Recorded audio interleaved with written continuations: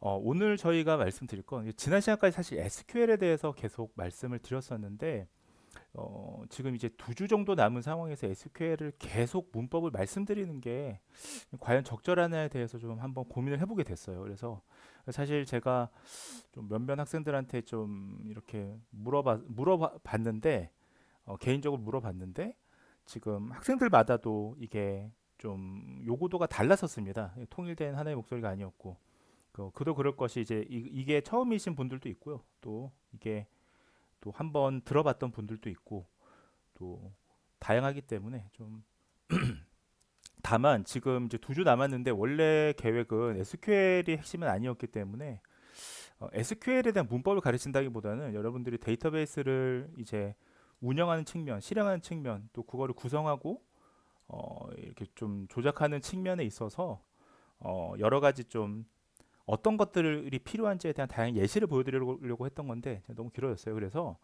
지금 이제 2주 남은 거부터는 오히려 SQL 부분 좀 뛰어넘고요. 계속 이제 문법을 반복적으로 말씀드리는 거는 좀 현명하지 않은 것 같습니다. 그래서 지금 말씀드리는 거 이제 쭉 뛰어넘어서 데이터베이스에 대한 운용에 대해서 말씀을 드릴게요. 그래서 오늘 말씀드릴 건 결론적으로 말씀을 드리자면 우리가 사실 이제 데이터베이스에 대한 랭귀지를 어느 정도 기초적인 랭귀지를 배웠다는 가정하에서요. 여러분들이 그러면 이제 예를 들면 취업을 했다고 가정해 볼게요. 취업을 해서 이제 여러분들의 회사에서 여러분들의 데이터베이스를 어느 정도 이제 관여하는 그런 일을 하게 됐다고 가정했을 때 그렇다면 우리가 데이터베이스를 안전하게 운영을 해야 될 거 아니에요. 그러니까 우리가 데이터베이스 관리 시스템에 대해서 옛날에 DBMS에 대해서 말씀을 드렸잖아요. 그러니까 결국은 우리가 그 중에 하나의 목적 중에 하나가 데이터베이스는 어떤 뭐 분산이 되어 있던 아니던 이 데이터를 다 모아서 통합적으로 분석하고 활용하자는 측면인데 어쨌든 그거를 또 안전하게 보안적인 측면도 필요한 겁니다. 그 부분에 대해서 이번 주부터 설명을 드리려고 합니다. 자, 그래서 우리가 소위 두 가지를 말씀드릴 수가 있겠습니다. 자, 아마 들어보신 분도 있을 거고 안 들어보신 분들 있을 때 지금 보이시는 그림 있죠? 요거에 대해서 말씀을 드릴 건데 이게 제가 여러 번 반복하지만 안타깝게도 지금 판서를 할 수가 없어요. 이게 지금 유료화로 바뀌는 바람에 화면 공유 시스템이 그래서 제가 부득이하게 지금 PDF만 띄워놓고 지금 하는 상황이라 좀 이해를 해주시고 그래도 제가 이 핵심적인 내용이 지금 위에 표현이 되어 있기 때문에 좀 천천히 반복하는 형태로 진행을 좀 하겠습니다. 자, 결론만 말씀드리면 자, 데이터베이스를 우리가 운영한다라고 할 때 지금 데이터베이스가 어디에 위치해 있느냐에 따라서 우리가 이 유형을 나눌 수가 있는데 유형보다는 방법이겠죠. 방법이 두 가지가 뭐가 있냐면 첫 번째는 on 프레미스가 있고요. 두 번째는 여러분 잘 아시는 자 이게 사실 한 몇 년 전에 얘기했으면 짝 사람들이 조금 덜 익숙할 텐데 요즘 막 사람들은 많이 익숙하고 많이 쓰고 계신 클라우드가 되겠습니다. 자, 그러면 이게 어떤 차이가 있는지를 지금부터 잘 말씀드릴게요. 자, 결론부터 말씀드리자면 데이터베이스가 위치하는 장소에 좀 관련이 되어 있습니다. 그래서 자, 하나씩 말씀드릴게요. 위에 지금 표시가 되어 있는데요. 온 프레미스는 뭐냐 하면 자체 설비를 이용해서 데이터베이스를 운영하는 방법입니다. 그러니까 뭐냐면요. 서버 있죠. 그러니까 지금 회사들 가면요. 자체 서버나 회선이 있어요. 그러니까 병원 같은 경우는 지금은 아닌데 병원은 예전에는 데이터 웨어하우스라고 우리가 부르는 자체 서버들이 있었습니다. 그러니까 병원이 왜냐하면 지금은 좀 얘기가 다른데 불과 한 5년 지금 이제 인공지능이나 머신러닝이나 딥러닝이 막 유행하다 보니까 병원들도 데이터를 자기네들 데이터만 이용하는 게 아니라 이제 이걸 합쳐가지고 이제 다기관이라고 그러거든요. 멀티센터라고 그래요. 그래서 다기관 분석을 하기 위해서 데이터를 합쳐야 되는 일들이 좀 생깁니다. 요즘에는. 자, 그래서 좀 다르긴 한데 옛날에는 그게 아니라 자기네 병원에서만 쓰는 데이터 웨어하우스가 있었어요. 그러니까 소위 인터넷으로 치면 여러분들이 잘 아시는 인터넷하고 인트라넷 있죠. 인트라넷. 요즘에는 인트라넷 잘 모르실 수 있겠는데 여러분들이 제 군 생활할 때는 인트라넷이라고 해서 딱 그 부대 내에서만 쓸 수 있는 인터넷 환경이 있었습니다. 자, 그런 느낌입니다. 그래서 처음에는 이게 이 운영 방법이 결국에는 지금 사내에서 조달해서 서버나 이런 것들을 시스템을 구축하는 물론 이제 이게 이 사내에서만 쓰는 건 아닐 수도 있어요. 어쨌든 간에 서버를 사내에서 구축하는. 자, 이것을 우리가 온 프레미스라고 해요. 자, 여기서 온은 영어 on이고요. 예, 프레미스 이렇게 씁니다. 그다음에 두 번째는요. 그러니까 온 프레미스라는 표현을 처음부터 썼던 건 아니에요. 이게 재밌는 게 클라우드라고 하는 게 자주 쓰이다 보니까 이거랑 구별하기 위해서 온 프레미스다라고 유형을 나눈 겁니다. 그러면 뒤에 이제 나오게 되는 이 클라우드는 뭐냐면, 자, 클라우드는 지금 여러분들 자주 쓰고 계시죠. 뭐 예를 들면 뭐 원드라이브라든지 뭐 등등등등 전부 다 네이버 클라우드도 여러분들 쓰시고 계시잖아요. 자, 이것은 인터넷을 통해서요. 자, 이거 중요합니다. 꼭 체크해 주세요. 인터넷을 통해서 외부의 데이터베이스 시스템을 이용하는 겁니다. 자, 지금 생각해 보시면 여러분들 지금 클라우드 여러분들 뭐 사용할 때 여러분들이 클라우드에 대한 장비를 여러분들이 직접 뭐 회사나 학교에서 두고 있는 건 아니잖아요. 여러분들은 네이버나 뭐 구글이나 마이크로소프트에 있는 거기 있는 서버가 있고 거기서 여러분들 유료 클라우드나 무료 클라우드를 사용하고 계신 거잖아요. 자, 결국은 이게 외부 사업자에서 미리 준비된 시스템을 가져오기만 하면 되니까 최근에는 클라우드를 많이 사용하는 겁니다. 또 왜냐하면 여러 가지 이유가 있는데 뒤에서 나중에 말씀드릴 텐데 클라우드 자체가 보안도 더 좋아요, 사실은. 그리고 비용 측면도 마찬가지입니다. 여러분들 서버를 구축하게 되면 예전에는 NAS라고 혹시 들어보셨나요? NAS, 네트워크 어태치 시스템인가요? 맞죠. NAS, 네트워크 어태치 시스템. NAS라고 해서 여러분들 그 그러니까 사내에서 서버처럼 이렇게 하나를 시스템을 구축해서 쓰는 것들이 있었어요. 예. 근데 그게 아니라 클라우드로 하면 훨씬 저렴하죠. 요즘에는 가격들이. 예. 자, 그래서 보시면 이 어떤 특징이 있느냐 제가 한번 정리해봤습니다. 이거 한번 보시면 자 온프레미스하고 클라우드의 특징 중요하니까 좀 알아두시면 좋겠는데요. 자 먼저 온프레미스의 경우에는요. 자 내부적으로 설비를 조달하고 운영해야 됩니다. 그러니까 자 예를 들면 우리가 셋업이라는 표현 좀 들어보셨어요?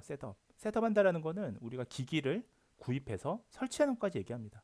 게다가 문제가 생기면 어떻게 합니까? 문제가 생기면 하나부터 열까지 모든 작업을 스스로 할 수 있어야 돼요. 유지 보수를 할 수 있어야 돼요. 그러니까 내부에 이거를 담당할 수 있는 전산실이나 엔지니어가 필요한 거죠. 자, 그 다음에 또 뭐가 문제가 있을까요? 문제가 많습니다. 무조건 나쁘다는 게 아니라 예를 들면 첫 번째 지금 나와 있는 비용 측면도 한번 생각해 보세요. 자, 설비 외에도 전기료라든지 예, 이런 것들이 많이 들어가죠. 예. 자, 그 다음에 좋은 점이 있습니다. 좋은 점은 뭐가 있냐면 자, 제일 밑에 있는 커스터마이저예요. 커스터마이저는 뭐냐면 내 요구에 맞게 예를 들면 시스템을 마음대로 유연하게 변경할 수 있죠. 예를 들면 여러분들 나스 시스템 생각해 보세요. 나스를 여러분들 예를 들면 좀 용량을 많이 쓰고 싶다. 포베이로 해서 예를 들면 거기에 제가 뭐 한 뭐 5테라바이트를 넣어서 예, 포베이로 해서 20테라바이트를 쓰겠다. 클라우드로 20테라바이트 쓰려고 하면 사실 돈이 많이 들거든요.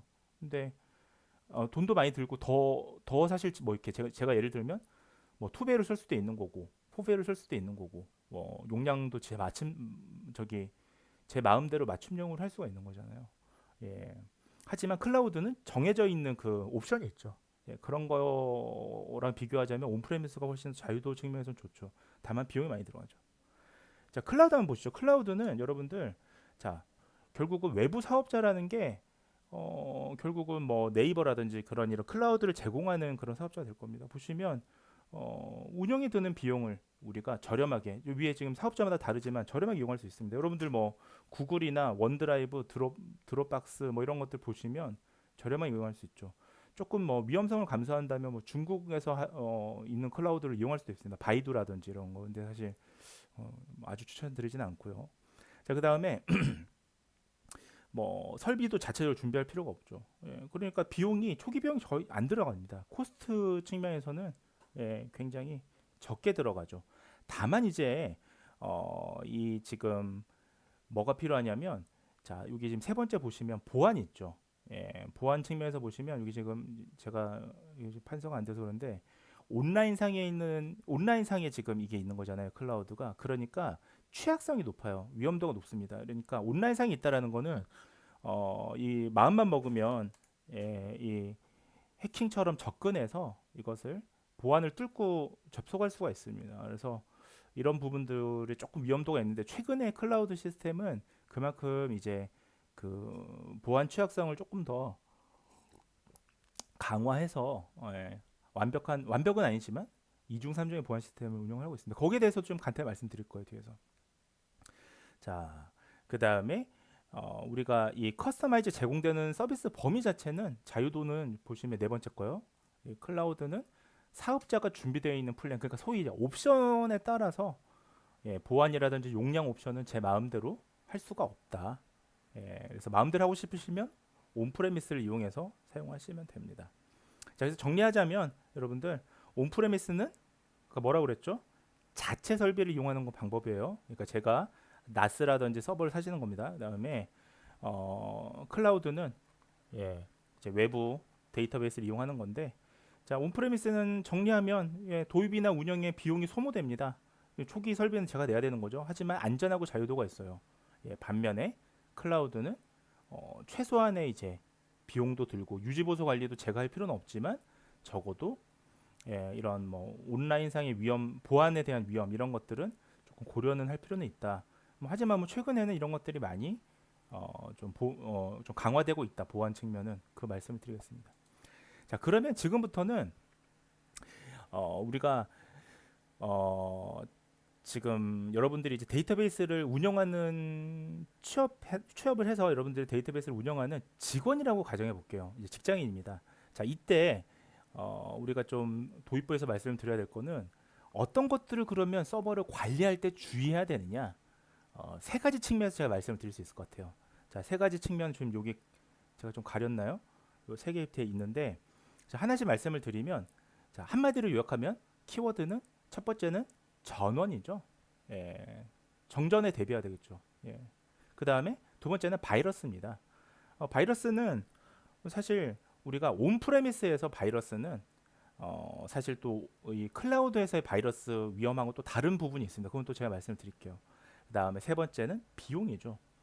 자, 결국은 여러분들이 이제 이 전문가로서 AI 전문가로서 이런 데이터베이스에 대해서 이제 관리하는 관리자 역할을 하게 되면 이런 비용 견적이나 이런 부분들도 다른 뭐 부서에서 해주는 게 아니라 여러분들이 내야 될 겁니다. 이럴 때 초기 비용이 얼마나 들어갈지도 미리 한번 고민해 보셔야 되는 부분입니다. 그래서 하나씩 말씀을 드리자면, 자, 첫 번째는 정전에 대비해야 됩니다. 우리가 소위 전원이죠. 그래서 전원이 끊어져 버리잖아요. 그러면 완전히 정지돼 버립니다. 그래서 예를 들면 나스 같은 경우도 나스의 본체 전원이 아예 나가버리면요, 그 순간 아무것도 사용할 수가 없어요. 그래서 정전에 대비해서 여러분들 이 무정전 전원 장치라는 게 있습니다. 이제 UPS라고 우리가 부르는데요. 이런 거라든지 회사에서는 이걸 이용을 해요. UPS를. 그러니까 정전되지 않도록 전원 장치를 유지하는 거요. 또는 이제 비상용 자가 발전 장치 등도 회사에서 이제 중요하다면 고려해야 될 겁니다. 소위 이제 우리가 데이터 센터라고 그러잖아요. 빅데이터 센터 이런 데 이런 것들이 굉장히 잘 돼 있어요, 사실은. 자, 그다음에 우리가 온프레미스, 그러니까 제가 회사 내에서 서버나 이런 것들을 구축을 한다면 두 번째는 보안입니다. 결국은 바이러스나 외부로부터의 공격에 대비해야 돼요. 부정한 공격. 결국 뭐 해킹이나 바이러스를 얘기하는 겁니다. 자, 이게 어떤 경우에 들어오냐면 사실 예를 들면 나스 같은 경우도 나스에 사용되고 있는 OS 같은 게 있거든요. 그러니까 서버 특유의 그 OS나 소프트웨어 취약성을 이용해서 들어온 경우가 있습니다. 그래서 우리가 최신의 수정 프로그램이라든지 패치 같은 거를 우리가 계속 이렇게 업데이트를 하면서 이거를 방지하거나요. 아니면 적어도 이 고비용의 바이러스 예방 이제 그 방지한 소프트웨어를 도입을 하거나 이런 방법들이 또 있을 수가 있겠죠. 자, 그다음에 세 번째는 비용입니다. 그래서 비용은 여러분들 이 결국은 서버 비용뿐만이 아니라 고민하셔야 될 게 소프트웨어나 라이센스 구입 비용, 또 이런 운영 비용, 또 기술자도 채용하셔야 되고요. 이 기술자뿐만이 아니라 뭐 전기세, 뭐 고장 나거나 그러면 이걸 이제 또 유지 보수 해주실 분, 이런 것들을 미리 또 견적을 잘 짜놓으셔야 거기에 들어가는 돈들을 잘 할 수가 있습니다. 자, 그러면 이 우리가 데이터베이스에 비용이 많이 들어가느냐의 결론부터 얘기하면, 비용은 어떻게 많이 들어갈 수도 있고 적게 들어갈 수도 있는데 어떻게 생각하셔야 되냐면 이거를 좀 나눠서 생각하셔야 돼요.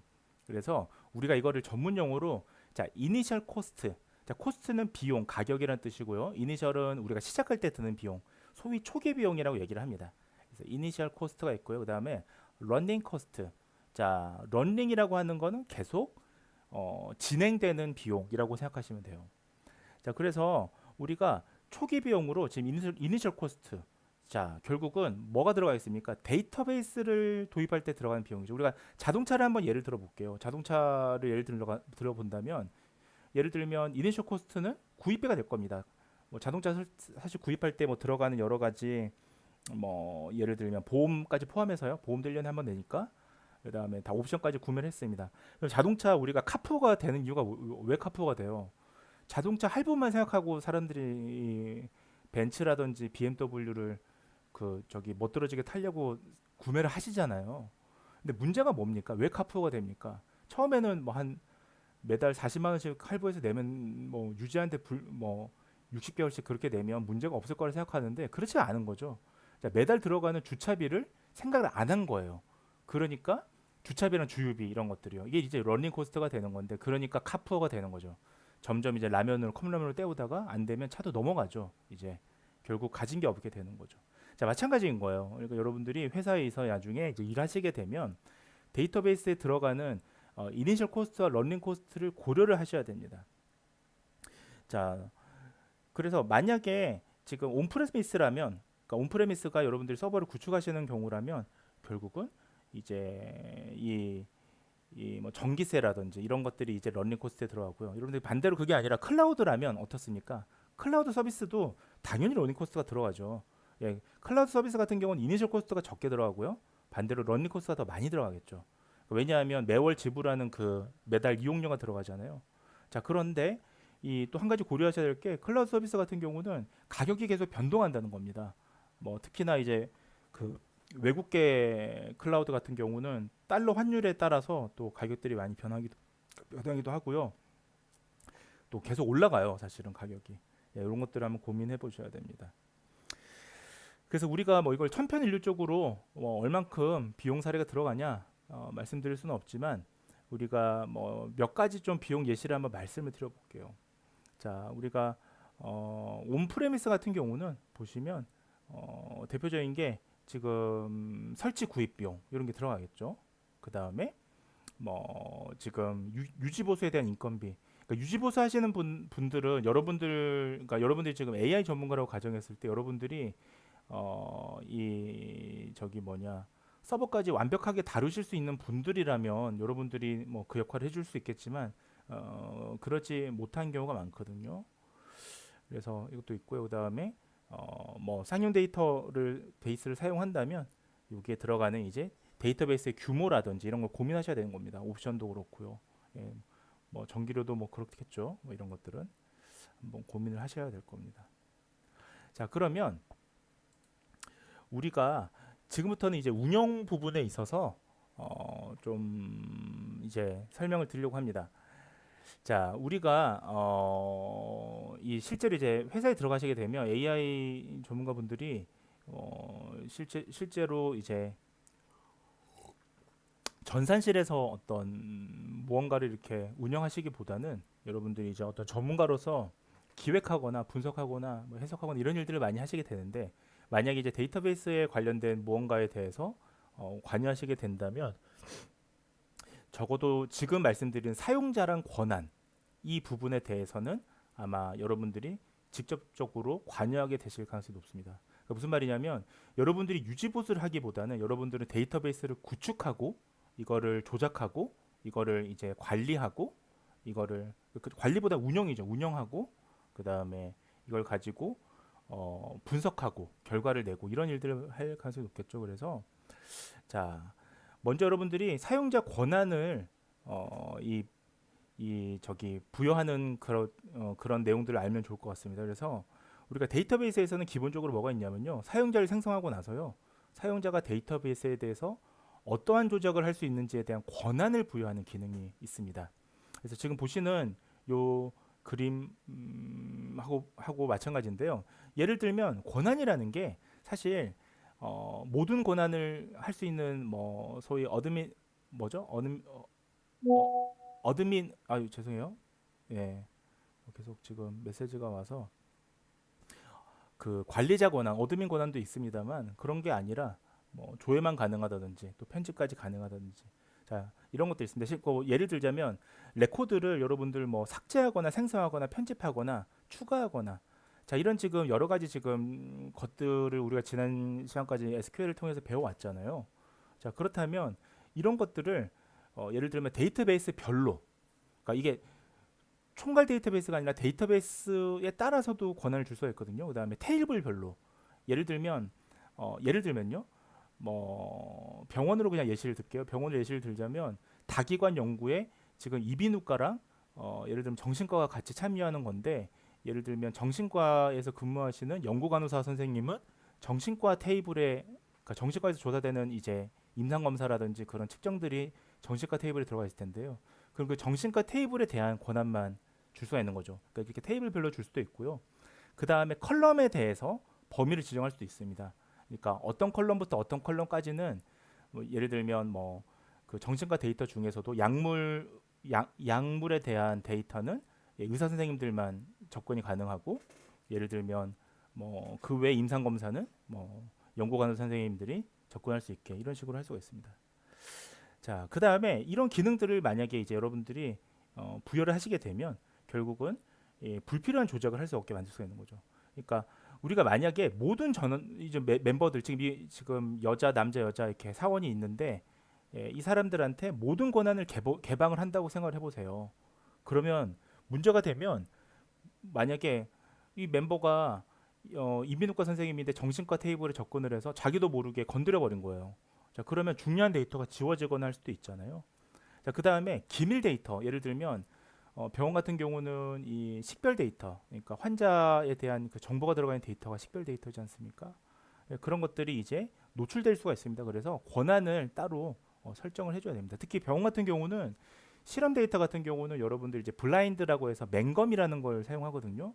그래서 예를 들면 뭐 그 분석하는 사람만 안다든지, 그러니까 분석하는 사람만 이게 그 실험군인지 또는 대조군인지 안다든지, 또는 뭐 분석하는 사람조차도 모르고 그걸 처방하는 사람도 몰라요. 이게 지금 피험자인지 실험군인지, 그러니까 플라시보 약인지 실제 약인지. 자 그런 경우에 그 만약에 지금 그 더블 블라인드, 그러니까 내가 분석하는 사람은 알고 있어요. 그러니까 그 소위 이제 통계나 데이터베이스를 분석하는 사람은 이게 왜냐면 코딩이 돼 있으니까 그런 경우에 그 자료가 이 실험에 참여하시는 다른 연구자들한테 공개가 되면 안 되잖아요. 그렇게 되면 블라인드가 안 되니까 맹검이 안 되니까 그런 경우에도 권한을 설정을 하셔야 됩니다. 자 결국 정리하자면 이런 데이터베이스별로 뭐 테이블별로 조작 권한을 부여할 수도 있고요. 결국은 이게 그 필요한 조작 외에 이제 각 사용자가 실행할 수 없게 만들면서 결국은 부주의한 사고를 막을 수 있죠. 이제 이런 것들은 아마 여러분들 AI 전문가로서 기획을 담당하는 팀에 이제 들어가시게 되면 여러분들이 하셔야 되는 일 중에 하나가 될 겁니다. 그러니까 이 데이터베이스를 수리하는 그런 역할은 오히려 엔지니어가 있고요. 유지보수하는 엔지니어가 있고요. 여러분들은 그것보다는 데이터베이스 자체를 운영하는 게 중요한 거예요. 분석을 잘 할 수 있게 이거를 잘 정제하고 하는 것들이 훨씬 더 핵심에 가깝습니다. 자, 그 다음에 우리가 죄송합니다. 계속 지금 제가 뭐가 날라와서 그 데이터베이스를 우리가 여러분이 또 무슨 일을 또 하셔야 되냐면 데이터베이스를 감시해야 돼요. 그러니까 관리한다는 측면에 있어서 고장났을 때 유지보수를 한다는 게 아니라 데이터베이스 자체에 대한 이 이상치 발생, 문제를 계속 모니터링하면서 계속 관리를 해줘야 됩니다. 만약에 이상한 문제가 발생하면 여러분들 정지를 시켜야겠죠. 예. 자, 그래서 소위 조작 이력이라든지 로그 데이터 많이 들어보셨죠? 그러니까 사실 이제 빅데이터 분석하시는 분들 중에 요즘에 또 다른 분석 재료 중에 하나 로그 데이터거든요. 뭐 예를 들면 게임 사용 시간 같은 경우는 접속 시간에 따른 로그 데이터가 사실은 우리가 그 분석할 수 있는 하나의 재료가 됩니다. 자, 그다음에 리소스. 자, 이런 것들에 대해서 여러분들이 확인을 하셔야 되고요. 이제 그거에 대해서 말씀드리려고 합니다. 자, 예를 들면 이게 이제 평소에 데이터베이스를 계속 여러분들이 모니터링을 하고 있으면 우리가 문제가 발생했을 때 신속하게 알 수도 있고요. 자, 신속하게 빨리 알아야 이걸 대응을 할 수가 있습니다. 자, 이제 이 부분에 대해서는 앞으로 좀 과학 기술이 이거를 좀 해결할 가능성이 있습니다. 무슨 말이냐면 이런 것들 요즘에 AI가 조금씩 요 일을 담당하기 시작합니다. 그러니까 모니터링이라는 게 24시간 사람이 계속 모니터링 할 수가 없으니까 자 이런 어떤 이 소위 그러니까 어노말리 디텍션하고 조금 다른 얘기인데요. 소위 이제 뭔가 이상치가 발생했을 때 이걸 미리 예견하고 예, 알림을 해주는 이런 것들이 좀 AI 또 개발하는 하나의 테마이기도 해요. 자 어쨌든 간에 데이터베이스를 모니터링하면서요, 여러분들 트러블 징후를 조기 발생을 하면 그러면 이제 실제 유지보수 관리하는 이제 전산실에 빨리 알려줘서 이제 할 수 있는 이걸 해결할 수가 있는 거죠. 이런 역할들은 이 데이터베이스를 운영하는 이 AI 전문가가 또 하셔야 될 일 중에 하나입니다. 그러니까 반대로 얘기하면 전산실에 계시는 분들은 고쳐주시는 분들이지 그분들이 계속 이걸 관리하진 않아요. 왜냐하면 데이터베이스 자체의 접근 권한이 물론 이제 전산실에 계신 분들이 접근 권한이 어느 정도 있습니다만은 이 실험, 그러니까 이 구축되어 있는 테이블 내용에 대해서 다 정확하게 아시는 게 아니잖아요. 그러니까 뭐가 지금 오류가 나는지는 그분들은 알 수가 없는 거예요. 그분들은 오히려 이 프로그래머에 더 가깝기 때문에 내용 자체에 오류가 있는 거는 그 사람들이 이게 모니터링 할 수가 없습니다. 그래서 여러분들이 보셔야 되는 겁니다. 자, 그러면 우리가 그래서 지금 뭐 이런 것들 조회를 쭉 하는 건데 자, 이거보다 조금 더 현실적인 얘기를 말씀드릴게요. 그러니까 그럼 데이터베이스 그러면 여러분들이 뭘 감시를 해야 되느냐? 그리고 감시 도구를 통해서 우리가 빠르게 파악을 하는데 뭘 감시해야 되느냐? 자, 이런 것들입니다. 대체적으로 예시를 들자면 자, 데이터베이스 조작 이력이죠. 첫 번째. 자, 데이터베이스에서는 보시면 그 로그 데이터 이런 게 남아 있어요. 언제 누가 조작했는지, 문제를 우리가 발생했을 때 부정한 조작이 없었는지, 누가 재기동했고 또 CC가 데이터 백업에 데이터를 취득해 갖고 자 이런 것들을 여러분들 확인할 수가 있죠. 그다음에 두 번째는 쿼리 로그라고 해요. 자 우리가 SQL에서는 기본적으로 이 쿼리 로그, 그러니까 쿼리라고 하는 거 이력입니다. 이력, 기록이죠, 기록. 야 이거를 우리가 취득할 수가 있습니다. 그래서 이런 히스토리라고 볼 수가 있는데 이런 쿼리, 그러니까 소위 이력 로그가 남겨둠으로써요 우리가 장애 대응, 그러니까 어떤 문제가 발생했을 때 이거를 이제 대응할 수가 있거든요. 자, 그래서 이 쭉 우리가 확인을 할 수가 있고요. 그다음에 마지막으로 서버에 대한 이 리소스, 우리가 리소스는 우리가 자원이라고 합니다. 그래서 예를 들면 이 계속 이제 리소스를 보면서 예를 들면 뭐 CPU나 메모리나 뭐 네트워크 대역이나 뭐 디스크 또 뭐 용량이나 이런 게 이상이 없는지를 체크를 해줘야 돼요. 예. 왜냐하면 이게 서버가 문제일 수도 있거든요. 그래서 이런 것들도 계속 이 모니터링을 해주셔야 됩니다. 자, 그럼 이게 어떤 걸 통해서 이걸 할 수 있느냐? 여러분들이 이걸 모니터링하는 도구가 있습니다. 그러니까 이런 툴이 있어요. 유료 프로그램이기도 한데 돈을 주고 구독을 하면 여러분들이 직접 이걸 매일 눈 빠지게 확인할 건 아니고 문제가 있을 때 이렇게 알림으로 발생을 해주기도 하고요. 그런 AI 기능이 또 추가된 프로그램도 있고 그런 게 있으니까 적어도 여러분들이 하셔야 될 거는 사장님들이 이런 걸 모르실 수가 있잖아요. 그러니까 사장님들한테 이런 아까 그 비용적인 측면도 얘기해 주면서 런닝 코스트 이런 걸 잘 모를 수 있거든요. 얘기를 해 주면서 데이터베이스를 이제 여러분들이 이제 구축하고 조작하고 분석할 수 있게 짜주는데 이런 것도 필요합니다라고 설명을 해 주셔야 되는 겁니다. 자, 그 다음에 백업에 대해서 말씀을 또 몇 가지 드리겠습니다. 자, 백업은 굉장히 중요한 일이에요. 저도 지금 클라우드 이용하다가 지금 막 거의 테라바이트 단위로 클라우드를 이용을 하는데요. 데이터를 이제 주고받고 하다 보니까 그러다 보니까 가끔 가다가 백업을 안 해놓으면 이게 뭐 제가 설명 굳이 길게 안 하더라도 이게 데이터를 다른 드라이브에서 다른 드라이브 옮길 때 다 전송이 안 되는 경우들도 있어요. 왕왕 여러 가지 이유로. 자 그렇기 때문에 가능하면 데이터 날리지 않으려면 항상 백업을 하셔야 됩니다.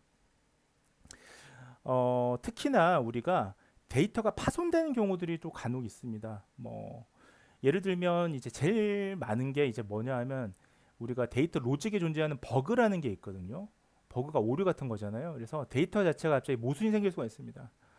뭐 이런 경우에는 데이터가 파손이 돼 버려요. 그다음에 뭐 그 외에도 되게 많죠. 뭐 물리적으로 기계가 망가질 수도 있는 거고요. 뭐 여러분들 실수로 뭐 데이터를 뭐 삭제할 수도 있는 거고요.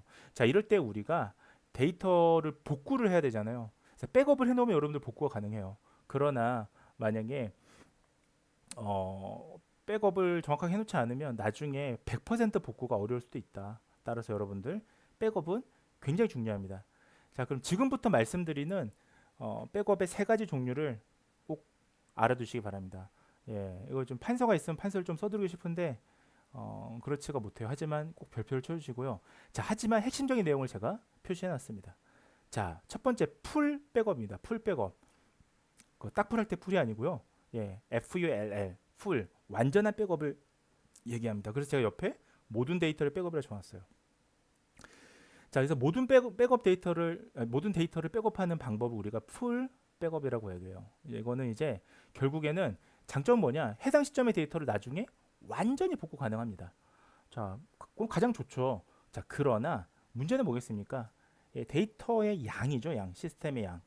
결국은 시스템에 부하가 걸리죠. 백업을 이렇게 많이 해놓으면 결국은 효율적이지 못하죠. 어떤 점에서는.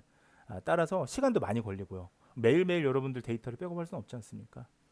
자, 그래서 여러분들이 만약에 백업하는 빈도가 좀 정기적으로 있다. 그러면 풀 백업은 권유하지 않습니다. 대부분 회사에서도 풀 백업은 잘 하지는 않습니다. 다만 이제 굉장히 기밀 자료거나 그런 것들은 풀 백업을 하셔야 돼요. 회사의 특성마다 다릅니다. 그 다음에 두 번째는 디퍼런셜 백업, 차분이라고 그래요. 차분 여러분 혹시 들어보셨죠? 차분, 디퍼런셜. 어디서 들어보셨어요? 통계학 하시는 분들. 통계학 누구세요? 통계학과. 통계학과에서 디퍼런셜 그 저기 애널리시스 있죠. 우리 DID 분석이라고 하잖아요. 차분 분석이라고 하잖아요. 그러니까 디퍼런셜로 리그레이션 돌리시잖아요. 무슨 말인지 알죠? 제가 하는 말. 타임 시리즈에서 그렇게 많이 하거든요. 그러니까 어떤 특정 이벤트가 벌어졌을 때 예를 들면 코비드 같은 경우에 코비드 이전과 이후에 뭔가의 뭐 사람들에 대한 뭐 개인화 인식이 바뀌었다라고 했을 때 그걸 우리가 계속 연속된 데이터가 없으면 차분이라고 그래서 코비드 이전 시기에 어떤 리그레이션의 경량하고요. 그 코비드 이후의 시기의 리그레이션의 경량을 두 가지를 비교하는 방법이 있습니다. 자, 이때 디퍼런셜이라는 말을 쓰죠. 자, 그러면 디퍼런셜 백업이라는 건 뭐냐? 디퍼런셜은 차분, 나눈다는 거예요. 어떤 특정 시점을. 자, 이건 뭐냐면요. 자, 먼저 풀 백업을 합니다. 1월 1일 날. 자, 그다음에 추가된 변경 부분만 백업을 하는 거예요. 자, 지금 보시면 1월 1일 날 요만큼 했어요. 1월 2일에는 1월 1일 날 백업한 내용에서 더 추가된 내용만 백업을 하는 거예요. 1월 3일에는 보시면 1월 2일까지 1월 1일 저 백업했던 거에 더 추가된 내용들. 그러니까 처음에 풀 백업을 하고 나서의 추가된 내용들만 매일매일 백업을 하는 겁니다. 자, 이 경우에는 이제 어떤 점이 좋냐면요. 지금 여기 보시면 첫 번째 기본적인 베이스 이 풀 백업을 한 이후에 이 부분만큼의 백업을 했기 때문에 어떻습니까? 처리 시간이 짧죠. 그리고 두 번째가 시스템의 부담이 적습니다. 그래서 차분 백업도 많이 사용을 해요. 그 다음에 마지막으로 증분 백업이라는 게 있습니다. 자, 증분 백업은 차분 백업하고 조금 비슷한데, 자, 증가한다라는 걸로 생각하시면 돼요. 그래서 인크리멘탈이라고 하는데 우리가 increase라는 표현이 이제 영어로 뭐 증가한다라는 뭐 그런 내용이잖아요. 그래서 이건 뭐냐면 자, 풀 백업을 했습니다. 1월 1일 날. 그러니까 1월 1일의 자료는 굉장히 중요한 자료인 거죠. 그 다음에 백업할 때는 이전에 백업한 이후에 변경 부분 백업하는 거예요. 지금 보시면 자 1월 1일에 백업하고 추가로 1월 2일 날 요만큼 새로 추가된 정보가 있어서 요만큼 백업을 해놨어요. 1월 3일에는 자 첫 번째 날짜를 중심으로 더 추가된 것들 다 토탈로 하는 게 아니라 1월 3일에 추가된 것만 백업을 하는 거죠. 자 이거는 저기 시스템의 부담을 어떻습니까? 더 적게 주겠죠. 그러니까 차분 백업보다 비슷한데 오히려 왜냐하면 차분은 첫 번째 풀 백업 이후에 모든 것들을 다 조금 추가를 하는 건데 중분 백업은 그게 아니라 매번 증가된 부분만을 백업을 하는 거예요. 변경된 부분만을. 자, 그러면 얘는 지금 어떻게 보면 되게 좋아 보입니다. 하지만 이게 왜냐하면 시스템 부담을 제일 적게 주잖아요. 그런데 얘는 지금 뭐가 문제냐면요. 데이터를 복구한다는 관점에서 한번 생각해 보세요. 우리가 백업을 하는 이유는 일종의 보험 같은 거잖아요. 그러니까 문제가 생겼을 때 문제를 최대한 이제 발생하지 않도록 보험 같은 건데, 자, 지금까지 모든 파일이 이게 이제 백업할 때는 다 필요하기 때문에 여기서 하나라도 파일이 빠져 있으면 어떻게 되겠습니까? 그 파일은 복구할 수가 없는 거예요. 자, 그래서 이게 뭐가 좋다 나쁘다 얘기할 수는 없겠습니다만 결국은 결국은 바로 전 백업 이후에 추가된 데이터만 백업하는 증분 백업보다는 그래도 좀 데이터의 중요도가 좀 더 크다면 차분 백업이 더 낫지 않나. 예, 저는 뭐 그렇게 생각을 하는데 그것도 회사나 처해져 있는 상황에 따라 조금 다릅니다. 예, 그렇게 이해하시면 되겠습니다. 자, 그 다음에 데이터 이행에 대해서 말씀을 드릴게요. 그 다음에 제 시간이 점점 다가오는 관계로 자, 데이터 이행이라는 부분에 있어서는 우리가 뭐 출력이라든지 데이터 내용을 그 다음에 뭐 작업을 이제 뭐 다른 이제 데이터베이스에 작업을 실행하는 거 네, 이런 것을 저희가 리스토어라고 하는데 그래서 두 가지를 말씀드리려고 합니다. 자, 그래서 자 데이터 이행에 있어서 반드시 아셔야 될 건 첫 번째는 덤프라는 기능이고요. 두 번째는 리스토어라는 기능이 있겠습니다. 덤프는 뭐냐면요. 자, 같은 내용의 우리가 데이터베이스를 생성을 해야 될 때, 그러니까 똑같은 내용의 데이터베이스를 동일한 밑에 지금 제가 가려 있어서 그런데 데이터베이스에 만약에 내용이 동일한 경우에 A 데이터베이스에서 B 데이터베이스로 우리가 옮겨야 될 때, 그럴 때 한번 생각해 볼게요.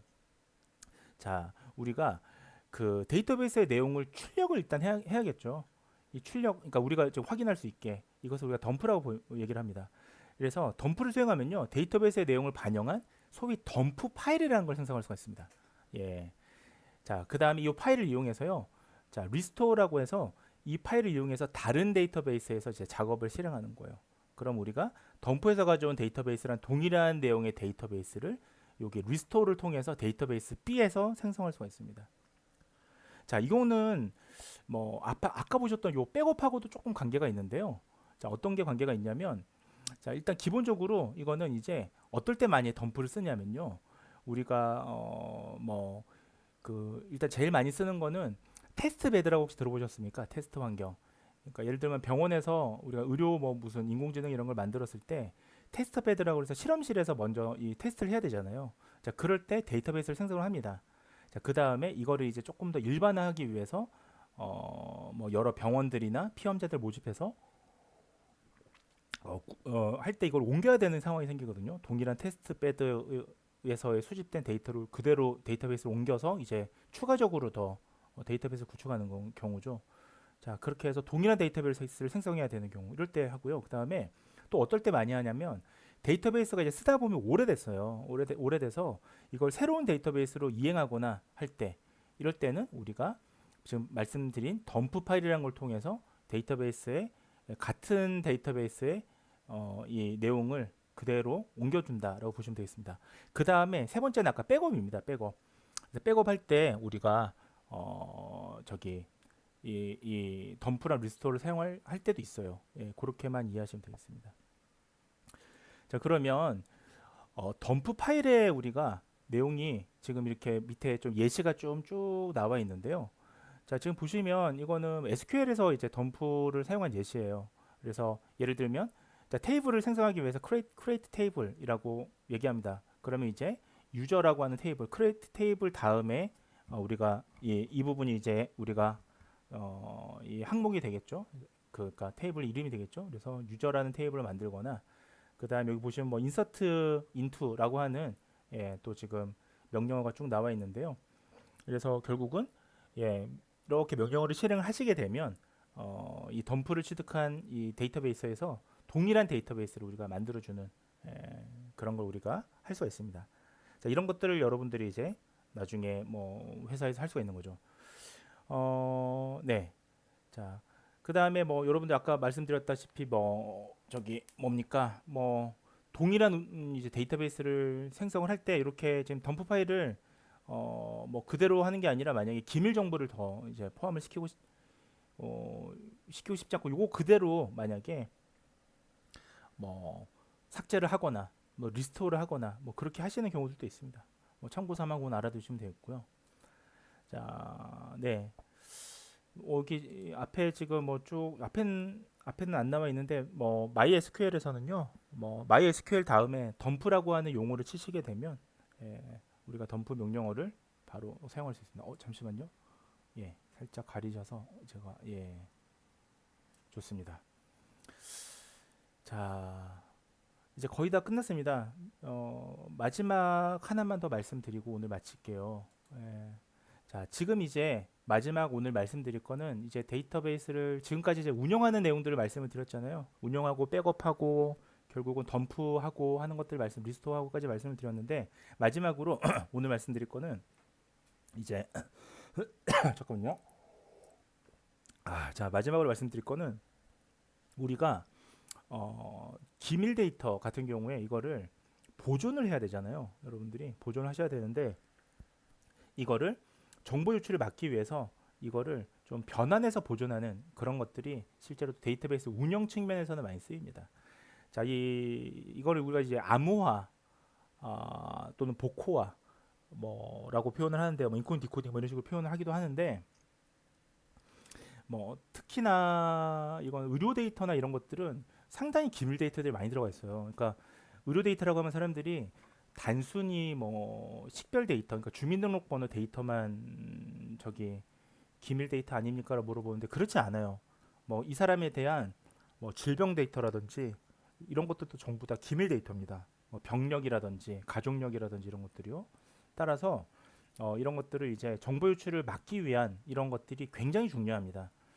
특히나 여러분들이 데이터베이스를 쓰시다 보면 여러분들이 뭐 공감하실지 모르겠는데 제 예시를 들다 보면 저도 지금 저기 서울대병원하고 같이 지금 이거 데이터를 가지고 이용해서 일을 하고 있거든요. 그러면 그 서울대병원 안과학 교실이랑 같이 하고 있는데 그 데이터에 접근하시는 분이 저만 접근을 하는 게 아니에요. 물론 이제 제가 주로 데이터는 담당을 하고 있습니다만은 상대방도 접근해서 예를 들면 업데이트를 하거나 할 수 있는 거잖아요. 그 내용 자체를. 자, 그렇게 되면 사실은 그 와중에 기밀 데이터가 뭐 가능한 그런 식별 데이터 자체는 이미 이제 떼놓고 하는 게 제일 좋긴 합니다만 어쨌든 기밀 데이터가 포함이 되어 있는 경우라면 유출되면 안 되거든요. 환자에 대한 개인정보 다 들어가 있으니까. 그래서 물론 이제 저희가 사용하는 데이터는 환자에 대한 개인정보는 다 삭제된 데이터라고 보시면 됩니다. 자 어쨌든 그 뭐지 회사마다 다를 거예요. 자 결국은 그래서 우리가 부정한 이제 접속 누군가가 이렇게 몰래 접속하거나 하면 안 되잖아요. 그래서 우리가 이런 정보 누설을 막기 위해서 대책을 해야 되는데 그 중에 하나가 여러분들 데이터베이스의 정보를 암호화하는 것들이 되겠습니다. 그래서 암호화라는 거는 뭐 잘 아시죠? 자 결국은 핵심은 암호화는 데이터를 다른 사람이 읽을 수 없는 그런 정보로 변환하는 기술이죠. 자 예를 들면 우리가 서울시 서초구라는 지금 주소 데이터가 있습니다. 이거 굉장히 위험한 데이터죠. 이 사람의 개인정보잖아요. 자 지금 그림에서 보시면 이거를 암호화를 해요. 자 그렇게 되면 이렇게 바꿨습니다. 이 지금 위에 보시는 동글뱅이 X 세모 별표로요. 자 이 자체는 우리가 의미를 모르죠. 자 그러나 이거를 디코딩 복호화를 하게 되면 어떻습니까? 다시 이게 서울시 서초구라는 원래 형태로 돌아가죠. 자 이런 것들을 우리가 암호화와 복호화라고 합니다. 자, 그래서 암호화는 결국은 제3의 의미를 모르는 내용으로 바꿔주는 거고요. 복호화는 이거를 원래대로 복호하는 거라 보시면 되겠습니다. 다들 아시는 내용이라고 생각이 들고요. 자 그러면 중요한 거는 암호화 방식인 거죠. 자 암호화 방식은 여러 가지가 있습니다. 그 중에 오늘 제가 말씀드릴 거는 암호화는 되게 많아요. 되게 많은데 그 중에서도 데이터베이스 운영 차원에서 주로 많이 쓰는 세 가지 대표적인 암호화 방식을 말씀을 드리는데 이건 좀 중요하니까 꼭 알아봐 주시기 바랍니다. 자 지금 보시면 데이터 기준으로 봤을 때 데이터를 저장할 때 암호화를 하는 거는 여러 가지 방식이 있습니다만 암호화 타이밍에 따라서는 이렇게 세 가지로 나눌 수가 있고요. 이게 대응할 수 있는 대책 범위라든지 구현 방법이 조금씩 다르기 때문에 구분이 되는 겁니다. 자, 첫 번째는 데이터를 저장하기 전이에요. 자, 여러분들 데이터가 있습니다. 이 데이터를 저장하기 전에는 애플리케이션으로 우리가 암호화 후에 저장하는 방법이 있겠습니다. 그렇죠? 여러분들 애플리케이션 뭐 다양하게 핸드폰도 있을 수 있고요. 이런 것들에서 자, 그래서 보시면 데이터베이스에서 암호화된 상태로 데이터가 저장이 됩니다. 애초에. 그러니까 다시 말씀드리면 데이터를 저장하기 전 단계예요. 그러니까 수집되는 여러 가지 디바이스에서 특히나 애플리케이션에서 암호화를 아예 처음부터 시행하게 되면 어떻게 됩니까? 데이터를 저장할 때 이미 암호화된 상태로 저장이 되는 거예요. 그러다 보니까 암호화된 상태로 이게 취득이 됩니다. 자, 그래서 나중에는 복호화 우리가 이 디코딩을 하려면 어디서 해야 돼요? 애플리케이션에 해야 되는 거예요. 자, 그래서 정리하자면 그 이 지금 암호화를 하는 시점을 얘기하는 거거든요. 시점이 데이터를 최초에 이 저장하기 전 단계부터 암호화를 할 수가 있다. 그것이 우리가 애플리케이션의 암호화다라고 보시면 되겠습니다. 자, 두 번째는 이제 데이터베이스 자체 기능에서 암호화를 할 수가 있어요. 그래서 이것을 우리가 자 위에 데이터베이스에서 암호화라고 얘기를 했는데, 자 데이터베이스 관리 시스템 여러분들 쭉 배워왔었는데 우리가 중간고사 이전까지요. 이게 기본적으로 암호화 기능이 있습니다. 예, 어떤 데이터베이스 관리 시스템이라고 해도요. 그래서 데이터베이스 관리 시스템 자체 내에서 데이터를 저장하거나요. 우리가 새롭게 취득할 때 암호화나 복호화 처리를 시행을 합니다. 자, 그래서 이런 시점이 있고요. 그러니까 저장할 때 우리가 암호를 할 수가 있습니다. 자, 그다음에 제일 마지막으로는 데이터를 우리가 저장하고 있는 그런 스토리지 기계들 또는 OS 기능을 사용해서 스토리지에서 데이터를 저장할 때 자동적으로 또 암호화를 사용할 수가 있습니다. 네, 그래서 이런 세 가지 방법이 있다. 그래서 이게 마지막 슬라이드를 하겠습니다. 그래서 정리하면 우리가 이 데이터베이스를 암호화하는 방식에는 자, 애플리케이션 단위, 그러니까 저장하기 전 단계에서 수행하는 방법이 있고요. 저장한 이후에 데이터베이스 기능을 이용하는 방법이 있고, 자, 그다음에 스토리지 기능을 이용하는 방법이 있다라고 우리가 말씀드릴 수가 있겠습니다. 자, 오늘은 여기까지